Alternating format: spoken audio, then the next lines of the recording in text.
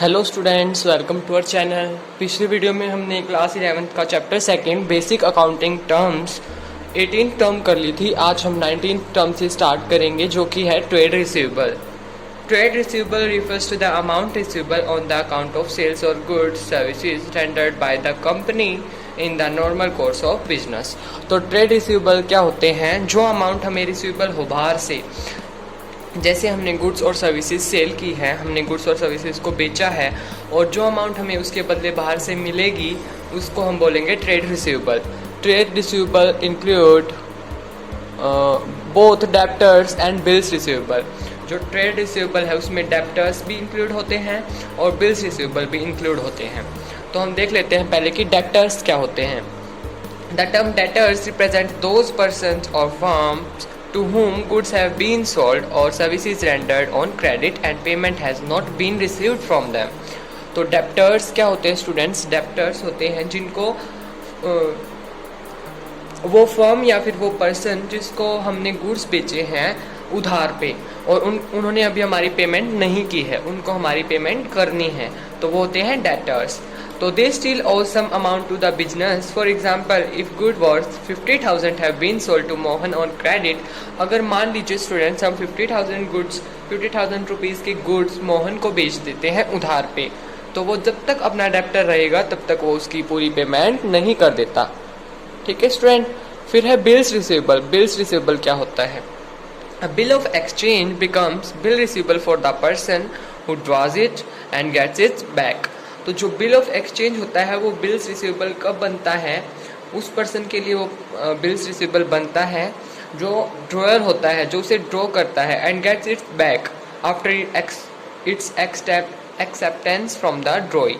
उसकी ये एक्सेप्टेंस ड्रॉई से होने के बाद। Thus, bill receivable is an accounting term for bills of exchange drawn on debtors or received by the way of endorsement from them। The amount specified in such a bill is receivable at a future date। तो bills receivable क्या होता है student? जो amount जैसे जितनी amount debtors को देनी है हम उन्हें लिख के भेज दें, और जब वो देते हैं उसको हमारे पास वापस, तो उसको हम बिल्स रिसीवेबल बोलते हैं। फिर देख लेते हैं 20th term, trade payables. Trade payables in the amount payable is the amount payable on account of goods purchased or services taken in the normal course of business।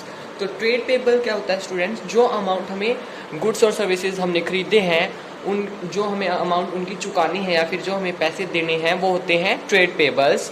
तो इसमें भी टू इंक्लूड होते हैं क्रेडिटर्स एंड बिल्स पेबल। तो फिर देख लेते हैं कि क्रेडिटर्स क्या होते हैं। Creditors, the term creditors represent those persons or firms from whom goods have been purchased or services procured on credit।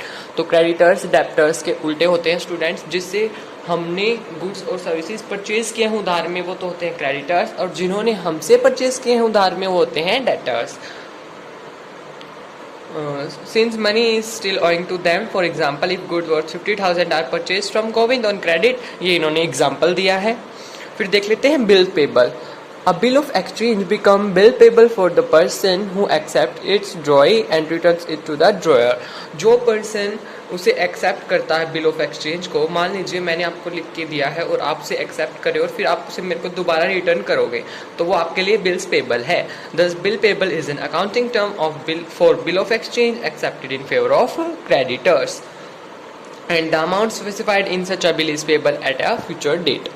तो फ्यूचर डेट को पे की जाती है। फिर 21th टर्म है गुड्स। गुड्स क्या होते हैं? Goods include all those things which are purchase for resale. इस पॉइंट को आप अंडरलाइन भी कर सकते हो कि गुड्स में वो प्रोडक्ट ये थिंग्स शामिल होती हैं जो कि हमने परचेज की हैं रीसेल करने के लिए, और which are used for producing the finish products.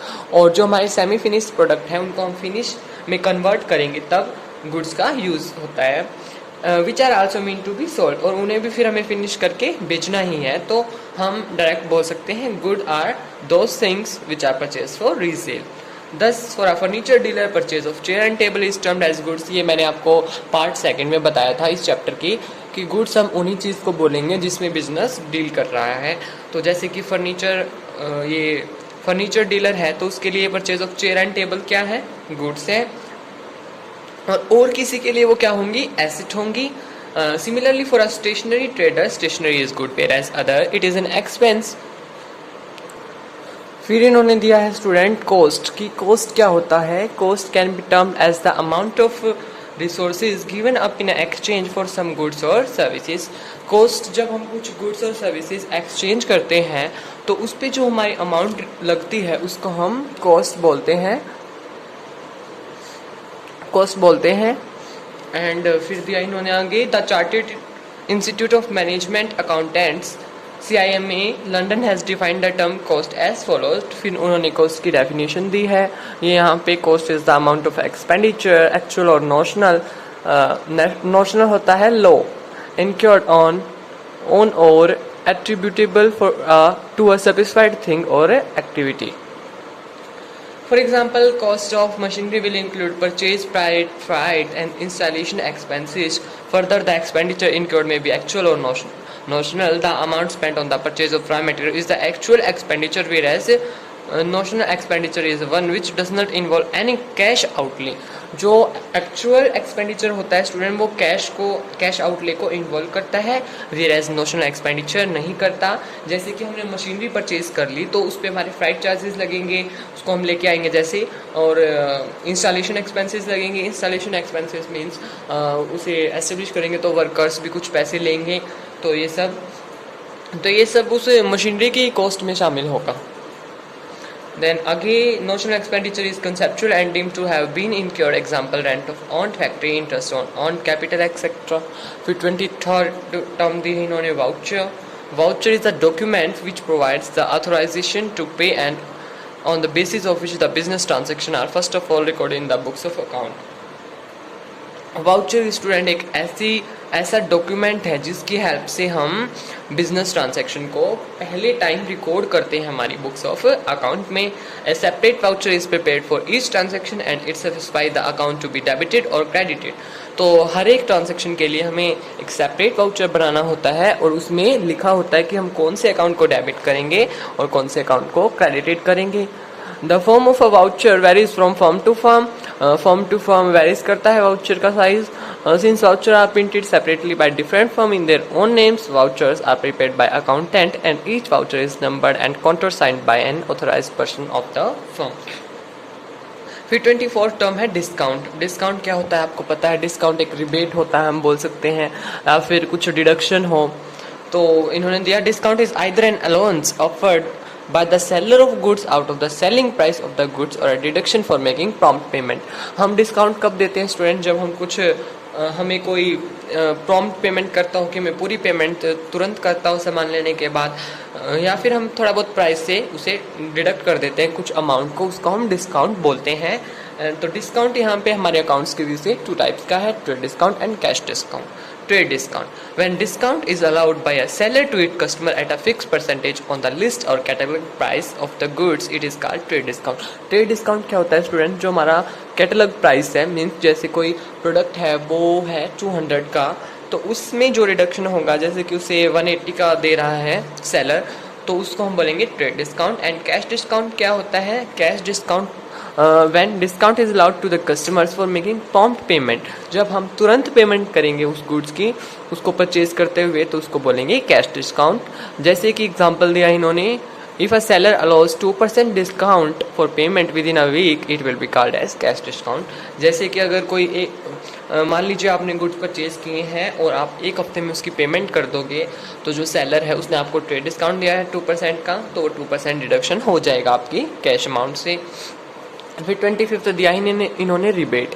Rebate क्या होता है, reduction in the value of goods sold, कि जो हमने गुड्स बेचे हैं उनकी वैल्यू में कुछ reduction allowed by the seller after the goods have been sold, जो कि हमें सेलर के द्वारा अलाउड किया जाता है जब वो गुड्स बेच देता है। It is allowed by the seller for the reasons other than for which trade discount and cash discount are allowed. जब जो सेलर है वो हमें ट्रेड डिस्काउंट भी देता है, कैश डिस्काउंट भी देता है, उससे अलग कंसेप्ट है ये। For example, rebate may be allowed because of poor quality of goods sold और goods being not as per specification. कई बार क्या होता है स्टूडेंट्स, हम गुड्स परचेज करते हैं सेलर से, तो वो हमें थोड़ी सी अमाउंट ज़्यादा दे देता है। और क्यों दे देता है, वो क्यों करता है ऐसा, ताकि जो क्वालिटी थोड़ी सी रफ है, ख़राब है थोड़ी क्वालिटी, वो उससे बैलेंस हो जाए। फिर 26 है goods and services tax GST. इसको आप अच्छे से क्लास 12 में पढ़ोगे इकोनॉमिक्स में। जीएसटी ऑल इनडायरेक्ट टैक्स, आपको पता है जीएसटी कब इम्प्लीमेंट हुआ है, 2017 में। और जितने भी इनडायरेक्ट टैक्स हैं like excise duty, sales tax, VAT, value added tax, service tax etcetera, उन सबको एक सिंगल टैक्स में मर्ज कर दिया गया है जिसका नाम है जीएसटी। जीएसटी को हम पे करते हैं जब हम कुछ परचेज करते हैं, और जीएसटी को हम कलेक्ट करते हैं जब हम कुछ सेल करते हैं। अगेन के आपको input GST and input SGST, input CGST, SGST, IGST, इनके बारे में आप पढ़ेंगे आगे। आउटपुट भी होते हैं, तो 6 टाइप्स हो गए ऐसे। अदर इम्पोर्टेंट अकाउंटिंग टर्म्स, ये ज़्यादा इम्पोर्टेंट नहीं है बट हमें इनका फिर भी पता होना चाहिए। एंट्री, एंट्री क्या होगी? हम बोलते हैं कि एंट्री करेंगे, बिजनेस ट्रांजेक्शन होगी तो सबसे पहले एंट्री वहाँ पे होगी। What do you understand by entry? तो बिजनेस व्हेन अ ट्रांजैक्शन और event is recorded in the books of account, जब हम किसी भी ट्रांजैक्शन या फिर किसी भी इवेंट को बुक्स ऑफ अकाउंट में रिकॉर्ड करते हैं, वो क्या कहलाती है? एंट्री। एंड देन फिर 28 है bad debts. It is the amount that has become irrecoverable from a debtors. आपने डेप्टर्स पढ़ा, क्या होते हैं? क्या होते हैं डेप्टर्स? तो जो डेप्टर्स होते हैं ये नहीं है कि वो हमें पैसे वापस रिटर्न भी करें, उन्होंने क्रेडिट पे कुछ लिया है ना हमसे, तो अगर वो पैसे रिटर्न ना करें, जैसे कि कुछ डेप्ट हो जाए, तो ये हमें बैड डेप्ट का मतलब है कि जो अमाउंट हमारी इरिकवरेबल हो उसको हम बोलेंगे bad debts. It is a business loss, ये एक बिजनेस लॉस है and is debited to P&L account as an expense. तो इसको हम डेबिट साइड शो करते हैं, P&L अकाउंट की debit side expense and credit side income. जब आप P&L का परफॉर्मा पढ़ेंगे तो आपको अच्छे से पता चल जाएगा। फिर 29 है इंसॉल्वेंट। इंसॉल्वेंट क्या होता है? जो पर्सन पोजीशन में ना हो उसकी डेब्ट्स देने के, तो वो इंसॉल्वेंट होता है। जैसे कि मान लीजिए आपने किसी को गुड्स सेल कर दिए, नॉर्मली आपने कुछ सेल कर दिया, मान लीजिए 5 लाख का, और उसमें से आपकी 50,000 इरिक्वरेबल है, तो इंसॉल्वेंट हो जाए वो पर्सन, इंसॉल्वेंट हो जाता है। इसका मतलब ये है कि वो पोजीशन में ही नहीं है डेब्ट्स को चुकाने की, तो उसको हम बोल सकते हैं इंसॉल्वेंट। फिर 30 टर्म है स्टूडेंट सॉल्वेंट। अब आपको पता है कि इंसॉल्वेंट का अपोजिट सॉल्वेंट होगा, जो पर्सन पोजीशन में हो डेब्ट्स पे करने की उसको हम बोलेंगे सॉल्वेंट। फिर 31 है स्टोर्स। कि स्टोर्स क्या होता है? The term stores is used to denote materials held by an enterprise for the purpose of consumption in the business and not for resale. Stores क्या होता है? हमारे बिजनेस में जो सामान है जिसको हमने कंजप्शन मतलब कि हमने जिसको कंज्यूम करने के लिए लिया है और उसे हम रीसेल नहीं करेंगे, हम उसे नहीं बेचेंगे आगे, उसको बोलते हैं हम store. Examples lubricants, spare part of machinery, packing materials. तो हमने उनको परचेज किया है तो हम उसे आगे रीसेल नहीं करेंगे। फिर 32 है revenue. Revenue in accounting means the income of a recurring nature from any source. तो इसको आप याद रखेंगे हमेशा। रिवेन्यू क्या होता है? एक ऐसी इनकम है जो कि हमें रेगुलर मिले किसी भी सोर्स से। तो it consist the amount received from sale of goods and from services provided to the customer. तो जो हमें पैसे मिलते हैं गुड्स सेल करने से, और जो कि हम सर्विसेज प्रोवाइड करते हैं हमारे कस्टमर्स को, उनसे हमें जो पैसे मिलते हैं उसको हम बोलेंगे revenue. And it also includes receipt of rent, commission, dividend, interest etcetera.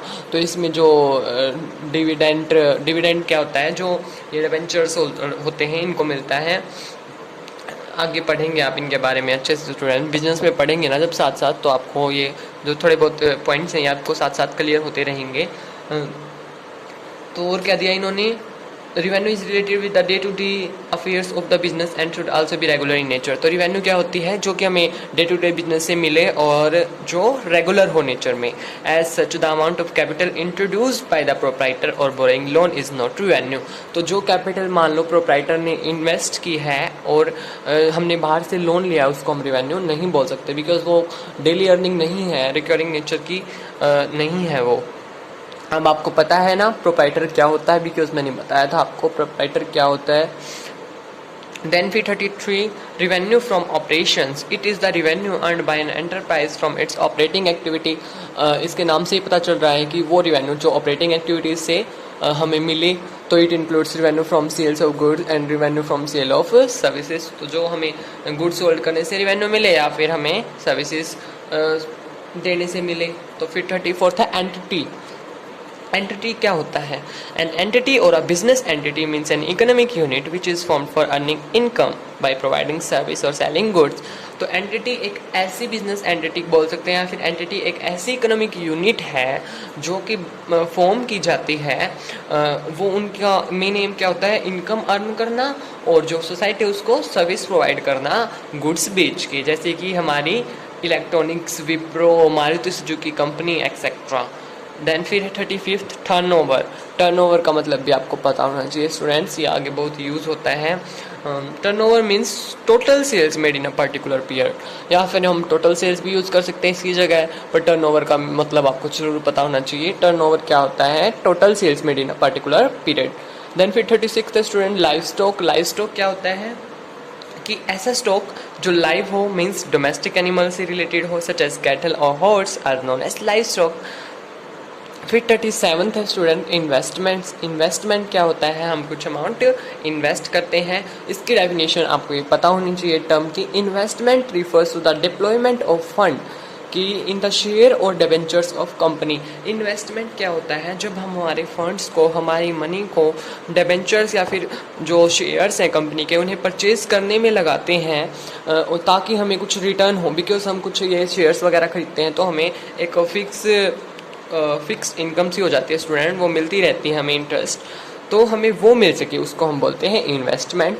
This investment refers to the employment of funds in the shares और debentures of companies with the intention of earning a return. Hope student आपको video पसंद आई होगी। अगर आप 11th class के students हैं तो चैनल को सब्सक्राइब कर लें। एंड ये हमारा second chapter basic accounting terms हमने कंप्लीट कर लिया है। अगर इस चैप्टर में आपको अब भी कुछ प्रॉब्लम हो तो आप कमेंट कर सकते हैं, और होप आपको अच्छे से समझ आ रहा होगा।